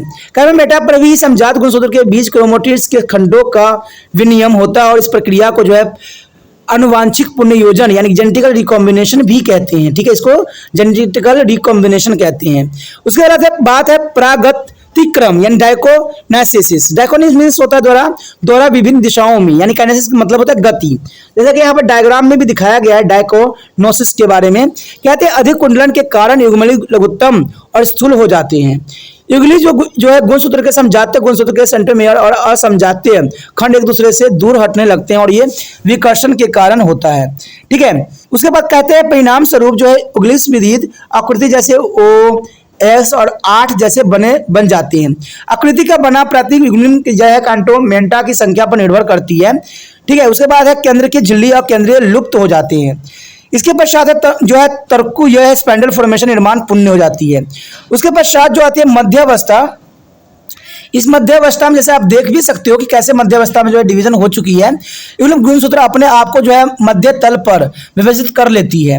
समझाते गुणसूत्र इस प्रकार जो है व्यवस्थित होते हैं कि सभी मात्र अथवा उनका जनक गुणसूत्र एक ही ध्रुव पर नहीं जुड़ते पाते हैं और दूसरे जो है ध्रुव में कुछ मात्र और कुछ जनक गुणसूत्र एक दूसरे से जुड़ जाते हैं। कहते हैं उसके पश्चात है तंकु जो है तर्क तंतु गुणसूत्रों के सेंट्रोमेयर्स के साथ जुड़ जाते हैं। युगल का एक सेंट्रोमेयर एक ध्रुव पर जुड़ जाता है और दूसरे जो विपरीत ध्रुव पर पृथक हो जाती है। देखिए दोस्तों, यहाँ पर जो होता है एक दूसरे से जुड़ते हैं और एक दूसरे से अलग होकर जो है एक नया क्रोमोसोम का निर्माण करते हैं, एक नया जो है बनते हैं। उसके पश्चात है पार्श्व अवस्था। देखिए तर्क तंतु छोटे होने लगते हैं और समझाते गुणसूत्र को जो सेंटीमीटर तर्क तंतुओं के साथ साथ विपरीत ध्रुवों की ओर खींचते चले जाती हैं और सेंटीमीटर का विभाजन यहाँ पर नहीं होता है। ठीक है, वो जो है विभाजित नहीं करती है। तो ये बहुत ही महत्वपूर्ण बताता है। इस प्रकार जनक कोशिका गुणसूत्रों का जो है आधा भाग एक ध्रुव पर पहुंच जाता है और शेष आधा भाग विपरीत ध्रुव पर पहुंच जाता है, यानी इसमें दो अलग अलग ध्रुवों पर बन जाता है। देखिए दोस्तों, यहाँ पर डायग्राम मैट्रिक भी शो हो रहा है कि धीरे धीरे जो है डिवाइड होके एक अलग ध्रुव बना लेता है और अलग गुणसूत्र बनाता है। गुणसूत्रों का प्रत्येक समुच्चय जो कि किसी एक ध्रुव पर पहुंचते हैं जनक के मात्र गुणसूत्रों के मिले जुले भागों का एक बना होता है। कहते हैं मिश्रण में मात्र और जनक दोनों के मिल जाने का मूल कारण यही है, यानी ये जो है मूल कारण है और इसी कारण से जो होता है एक नया जो जीव की है उत्पत्ति होती है। उसके पश्चात आता है अत्यंत अवस्था है। कहते हैं पृथक हुए गुणसूत्र बन नवनिर्मित सदस्य कोशिका में भी कुंडलित हो जाती है, यानी ये कुंडलित बना लेती है, जैसे कि चित्र में भी दिखाई दे रहा होगा आपको। कहते हैं कोशिका में सेंटीमीटर की संख्या जनक कोशिका तुलना में की आधी होती है और लेकिन क्योंकि प्रत्येक सेंटीमीटर में 2 क्रोमेटिड्स होते हैं, अंतर दोनों ध्रुवों पर जो अंत्यावस्था में एक डीएनए की मात्रा सामान्य होती है, अर्थात 2n जनक कोशिका की तरह जो है द्विगुणित, जहां s अवस्था में गुणसूत्र द्विगुणित होने से इस प्रकार विभाजनकारी कोशिकाओं में डीएनए की मात्रा जो है पश्च अवस्था 1 तक यानी 4n थी। सभी कोशिका में डीएनए की मात्रा पश्च अवस्था की तुलना में आधी रहती है, यानी 2n रहती है। केंद्र पूरे दिखाई देता है और केंद्रीय झिल्ली भी बन जाती है। अंत कोशिका दूसरा जो अशुद्धि विभाजन आरंभ हो जाता है। दूसरा जो होता है आरंभ हो जाता है। दूसरे अशुद्ध विभाजन की 4 अवस्थाएं होती है, पूर्व अवस्था 2, पूर्व मध्य अवस्था 2 और पश्च अवस्था 2 और अंत्यम अवस्था 2। ठीक है, इसमें जो है हमारा पूरे अवस्था 2 कहते हैं गुणसूत्र छोटे होकर फिर से दिखाई देने लगते हैं और प्रत्येक गुणसूत्र के 2 क्रोमेटिड एकल सेंटीमीटर से जुड़ जाते हैं। कहते हैं तर्कु निर्माण आरंभ हो जाता है और केंद्रिक और केंद्रीय झिल्ली फिर से लुप्त होने लग जाती है। ठीक है, जो कि काफी महत्वपूर्ण बनाता है। उसके पश्चात है मध्य अवस्था 2। लेकिन दोस्तों डायग्राम में भी आप देख सकते हो क्रोमोसोम पूर्व अवस्था में जो है अलग बन चुकी है। गुणसूत्र जो है अपने आप को मध्य रेखा पर व्यवस्थित कर लेती है। तर्क उपकरण निर्माण कार्य भी पूरी हो जाती है। प्रत्येक गुणसूत्र का जो सेंटीमीटर 2 तर्क तंतु के साथ विपरीत ध्रुवों पर जुड़ जाती है। ठीक है, और नया जो है बना लेती है। जैसे कि आप देख सकते हो पश्च अवस्था 2 में यहाँ प्रत्येक गुणसूत्र का जो है सेंटीमीटर विभाजित हो जाते हैं और जिससे कि प्रत्येक क्रोमेटिड्स का अपना सेंटीमीटर होते हैं और प्रत्येक क्रोमेटिड अपूर्ण गुणसूत्र बन जाते हैं, यानी जो है पूरे वो सेंटीमीटर यानी जो है इंडिपेंडेंट हो जाते हैं। 4 कोशिकाओं में प्रत्येक में गुणसूत्र की संख्या आधी रहती है। ये बात आपके लिए इंपॉर्टेंट है कि इनके जो गुणसूत्र होते हैं वो आधे होते हैं, यानी आधे माँ का आधे फादर का ही होते हैं। साथ ही जनक केंद्रक की जो 2n की तुलना में डीएनए की मात्रा आधी रह जाती है। ठीक है, और साथ में जो है क्रोमेटिड अपने अपने सेंटीमीटर्स मिल जाते हैं और गुणसूत्र बन जाते हैं और तंतुओं के संकुलन के कारण विपरीत ध्रुवों की ओर गति करने लगती हैं, यानी जो है ये पूरे डिवाइड होकर 4 कोशिकाओं में कन्वर्ट हो जाती हैं। कहते हैं उसके पश्चात है अत्यवस्था 2। ध्रुवों पर पहुंचने के बाद गुणसूत्र अपने आप को जो है गुणित संतरी कोशिकाओं के रूप में व्यवस्थित कर लेते हैं। केंद्रकी और केंद्रकी झिल्ली पर फिर से दिखाई देने लग जाते हैं। उसके पश्चात हमारे समक्ष है साइटोकाइनेसिस, कोशिका द्रव्य विभाजन। देखिए कोशिका द्रव्य विभाजन क्या होती है। यह दो अंतर अवस्थाएं होती हैं, जो पहले असूत्री विभाजन 1 के बाद दूसरा असूत्री विभाजन विभाजन 2 के बाद, अथवा कुछ मामलों में यह केवल अर्ध गुणसूत्र 2 के बाद ही होता है। इस प्रक्रिया के परिणाम में 4 अनगुणित कोशिकाएं बन जाती है, जो कि महत्वपूर्ण रखता है। अब देखिए अर्ध गुणसूत्र विभाजन का महत्व क्या है, क्या इसका इंपॉर्टेंस है।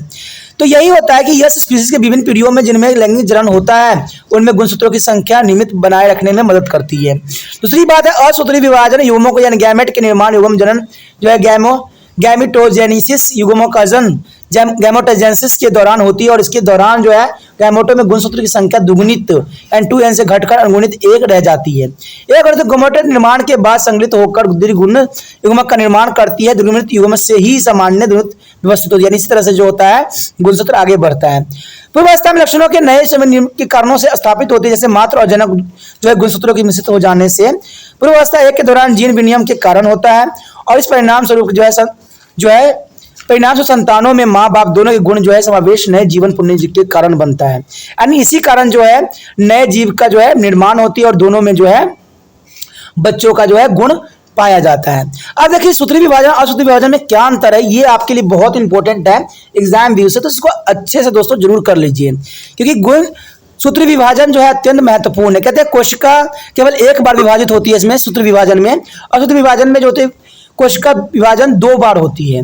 इसमें असूत्री विभाजन 1 और असूत्री विभाजन 2 के रूप में होती है। सूत्री विभाजन में क्या होता है, कार्य कोशिका के साथ साथ नए कोशिका में होते हैं, जो कि अर्धगुणित और द्विगुणित में बहुगुणित हो जाती है। और जो असूत्री विभाजन होती है उसमें सिर्फ द्विगुणित जाम कोशिका में होती है। इसमें पूर्वावस्था अल्प अवधि की होती है, जबकि पूर्वावस्था एक अपेक्षाकृत अवधि अनेक दिनों में चलती रहती है। जैसे बच्चे का निर्माण होता है तो कई दिनों तक चलता रहता है। इसमें कहा गया है कि पूर्वावस्था सरल होती है, इसमें पूर्वावस्था जटिल होती है, जिनमें 5 अवस्था लेप्टोटीन्स, जाइगोटीन्स, पैकोटीन्स, डिप्लोटीन्स एंड डाइकोसिस होते हैं। इसमें क्या होता है, सिंपोसिस नहीं होते हैं, जिसके जबकि इसमें जो होता है पूर्वावस्था 1 के दौरान समजातीय गुणसूत्र के जो है सिंपोसिस होते हैं। उसके बाद है पूर्वावस्था के दौरान गुणसूत्रों के 2 नॉन सिमिस्ट क्रोमोडेंट के बीच खंडों का विनिमय होता है। इसमें कहते हैं 2 समजात गुणसूत्रों को जो है गैस सिमिस्ट केमिट के बीच जिन जो है विनिमय के दौरान खंडों का विनिमय होता है। प्रत्येक गुणसूत्र को 2 क्रोमोडेंट का बना होते हैं, जो कि सेंटीमेयर के जरिए जुड़े रहते हैं। प्रत्येक यूग्लिस के 4 क्रोमोटिड्स और 2 सेंटीमेयर्स होते हैं। गुणसूत्र जो है पूर्वावस्था के आरंभ में ही द्विगुणित हो जाती है। इसमें जो है असूत्री में जो होता है पूर्वावस्था 1 में गुणसूत्र एकल रूप में दिखाई देता है, हालांकि अंतरावस्था 1 में डीएनए का जो है प्रतिकूलित पहले ही हो चुका होता है। तो ये बहुत ही इंपॉर्टेंट अंतर है। साथ में जो है इसका अंतर 9th ये कहेगा कि मध्य अवस्था में सभी सेंटीमीटर एक ही तल पर आ जाते हैं। ये जो है सूत्री विभाजन में है। और अर्धसूत्री विभाजन में क्या कहता है कि मध्य अवस्था 1 में सेंटीमीटर के 2 तलों में अनुक्रमित होते हैं, जो कि एक दूसरे से समांतर होते हैं। 10वां बात बताता है कि मध्य अवस्था प्लेट द्विगुणित गुणसूत्रों से बनी होती है, ठीक है। और इधर बताता है जो असूत्री में कि मध्य अवस्था प्लेट गुणसूत्रों की बनी होती है। 11वां पॉइंट बताता है कि सेंटीमीटर विभाजन पश्च अवस्था में होती है, और यहाँ जो है सेंटीमीटर प्रवस्था 1 में विभाजित नहीं होती है, सेंटीमीटर प्रवस्था 2 में विभाजित होती है, ठीक है। इसमें 12वां ये बात बताता है कि तर्क तंतु जो होती है अत्यवस्था में पूरी तौर पर लुप्त हो जाती है, जबकि इधर बताता है अर्धसूत्री विभाजन में तर्क तंतु अवस्था 1 में पूरी तरह से विलुप्त नहीं होती है। उसके बाद इसमें 13वां बताता है केंद्रीय अंत्यावस्था में पुण्य दिखाई देने लग जाता है, यानी सूत्री विभाजन में पुण्य दिखाई देने लग जाता है, लेकिन इधर कहता है केंद्रीय अंत्यावस्था 1 में दिखाई बिल्कुल नहीं देती है, ठीक है। सूत्री विभाजन के अंत में जो है सूत्रों की संख्या में कोई परिवर्तन नहीं होता है, ये जो है आपका सूत्री विभाजन में है। लेकिन कहते हैं असूत्री विभाजन में क्या होता है कि गुणसूत्रों की संख्या द्विगुणित से होकर घटकर अणगुणित में रह जाती है, ठीक है। उसके पश्चात अंध कोशिका के जनिन संरचना पूर्णतः जनक कोशिका की जीन संरचना के सामान्य होता है, जबकि इधर कहते हैं कि संध कोशिका की जीन संरचना जनक कोशिका के जीन संरचना से भिन्न होती है। सभी कोशिका गुणसूत्रों के जंतु में जीन व मात्र जीनों दोनों में ही होते हैं, ठीक है। उसके बाद है इसमें माइटोसिस अपेक्षाकृत अधिक अल्प अवधि की होती है। माइटोसिस जो होती है अल्प अवधि की होती है, जबकि मियोसिस जो होती है अपेक्षाकृत दीर्घ अवधि की होती है। ठीक है, उसके बाद लास्ट पॉइंट यही बताता है कि माइटोसिस वृद्धि टूट फूट की मरम्मत तथा वनस्पतिक और लैंगिक रूप से जनन करने वाले जीवों में जनन का आधार होता है। यानी आप समझ सकते हो दोस्तों कि म्यूटेसिस विभाजन जो होती है, यानी सूत्री विभाजन जो होती है वो टूट फूट या वृद्धि करने के लिए अत्यंत महत्वपूर्ण है। लेकिन कहते हैं यहाँ पर जो है मिसेसिस जो होते हैं लैंगिक जनन में क्रोमोसोम संख्या विभिन्न पीढ़ियों में नियमित बनी रहती है और साथ ही भी आने वाली पीढ़ियों में जो है आनुवांशिक विविधता भी जाती है। तो ये जो है दोनों बड़ी ही इंपॉर्टेंट है, इसको एग्जाम व्यू से करना भी आपके लिए बहुत इंपॉर्टेंट रहता है। अंत में यही बात होती है कैरियोटाइप्स क्या होती है, क्या है आखिर। गुणसूत्र केवल मध्यावस्था यानी मेटाफेज में ही दिखाई देते हैं जब उनकी जो फोटो खींची जाती है और उनके आकार के अनुसार उन्हें काट कर जोड़ा बना लिया जाता है। तो इस प्रकार किसी विशिष्ट के समझाते गुणसूत्र का विन्यास आकार के अनुसार नीचे की ओर जाते हुए अवरोह क्रम को कैरियोटाइप्स कहा जाता है। तो ये बहुत इंपॉर्टेंट है, हम जो है इसको आगे पार्ट में पढ़ेंगे, आगे जो चैप्टर हम करेंगे उसमें पढ़ेंगे। तो ये चैप्टर जो है इसी के साथ जो है खत्म भी हो जाती है हमारा पूरा सिलेबस। ठीक है, चौथा चैप्टर जो है पूरी तरह से खत्म हो जाती है। अगर आपको अच्छा लगा है तो लाइक शेयर सब्सक्राइब जरूर कीजिए, दूसरे बच्चों से शेयर कीजिए, क्योंकि इतना अच्छा गुण मेस्टेसिस मिटोसिस के जान के आपको भी हैरानी होगी। ठीक है, तो हैरानी तो होना ही चाहिए और बच्चे इसको बार बार देखिएगा तो और भी क्लैरिटी आपके समक्ष होता जाएगा। ठीक है, जो भी बात थी मैंने हर एक बात को समझाने की कोशिश किया है। त्रिपाण सेंटर जो है हमेशा आपके लिए अग्रसर है, हेल्पफुल है। इसलिए दोस्तों जो है इसको आगे बढ़ाइए और इसको शेयर कीजिए, लाइक कीजिए और दूसरे बच्चों को भी प्रोत्साहित कीजिए। ठीक है, क्योंकि आपको जब अच्छा लगा है तो दूसरे बच्चों को भी अच्छा लगेगा और उनको भी समझ में आएगा, मेरा विश्वास है। ठीक है, मैं तो कह रहा हूं मैं एक इत्र हूं, आप जो हो एक वायु हो। मैं इत्र हूं, अगर आप तभी मैं खुशबू फैल पाऊंगा हर जगह जब आप वायु के द्वारा इसको लेके चलोगे। तो ये आपके लिए था। ठीक है, देखते हैं कौन बच्चा कितना हेल्पफुल बनता है मेरे लिए। ठीक है, हम अगले पार्ट में मिलेंगे, 5th चैप्टर में मिलेंगे, आगे करेंगे और भी आगे मजेदार टॉपिक है। तो आप इसी तरह त्रिपाण सेंटर के साथ बने रहिए। इसी के साथ जो है दोस्तों हमारा टॉपिक आज खत्म हो रहा है। ठीक है, अगर आपको अच्छा लगा तो लाइक शेयर सब्सक्राइब जरूर कीजिए। अगर पहली बार अगर आप वीडियो देख रहे हो, पहली बार मेरे चैनल पे आए हो तो सब्सक्राइब करना आपका फर्ज बन जाता है। सब्सक्राइब करने से ये होगा कि जो भी मैं आप क्लास के रिगार्डिंग कोई भी वीडियो डालूंगा उसका नोटिफिकेशन जो है समय समय पर आपको प्राप्त होता रहेगा। अगर सब्सक्राइब नहीं कीजिएगा, अगर आप दोबारा से त्रिपाण सेंटर पर आने की कोशिश कीजिएगा तो वहां पर आप त्रिपाण लिखिएगा तो जो है वो त्रिपस कर देगा। ठीक है, जो आप गूगल पर सर्च करेंगे त्रिपस कर देगा, जिससे वजह से आप जो है मेरे वीडियो का जो है फायदा नहीं उठा पाओगे। तो सोचिए मत, विचार मत कीजिए, सब्सक्राइब कीजिए। आप सोचते होइएगा कि मेरे जो एग्जाम खत्म हो जाने के मेरा क्या जरूरत है त्रिपाण सेंटर से। ठीक है, तो इसलिए सब्सक्राइब नहीं करने का सोचिएगा, लेकिन दोस्तों ऐसा नहीं है। त्रिपाण सेंटर जो है बहुत हेल्पफुल है। क्यों? क्योंकि ये जो है आपके 8th class 9th 10th 11th 12th जो आर्ट्स के सब्जेक्ट को कवर करता ही है, प्लस जो है ये NIC बोर्ड के जो है 10th प्लस 2 को भी कवर करता है। साथ में BA जो है 1st ईयर से लेकर 6th सेमेस्टर तक बच्चों के लिए ये अग्रसर रहेगा आर्ट्स सब्जेक्ट में। तो सोचिए नहीं, विचार नहीं कीजिए, काफी जो है त्रिपाण सेंटर का फायदा ही फायदा है। ठीक है, अगर आप मुझे प्रोत्साहित करोगे तो आपके लिए मैं तरह तरह के वीडियो बनाऊंगा जो आपको फायदा पहुंचाएगा। एग्जाम के तौर पे मैं आपको जो है पेपर भी आपको सोल्यूशन करके दिखाऊंगा जो आपके लिए फायदेमंद रहेगा। अगर नहीं सब्सक्राइब कीजिएगा, मेरा मनोबल घटेगा, तो हो सकता है कि आपको फिर दोबारा मैं ना वीडियो बनाऊं और आपको फायदा ना पहुंचाऊं। तो अभी भी नहीं सोचिए, मेरा जितना आप फैलाइएगा, जितने दूसरे बच्चों के साथ शेयर कीजिएगा, उतना जो है मैं आपके लिए कार्य करने में अग्रसर रहूंगा। ठीक है दोस्तों, इसलिए सोचिए मत, विचार मत कीजिए, अभी सब्सक्राइब कीजिए और अपने व्हाट्सएप स्टेटस पे लगाइए और दूसरे बच्चों के साथ भी शेयर कीजिए। ठीक है दोस्तों, अपना ध्यान रखना। बाय।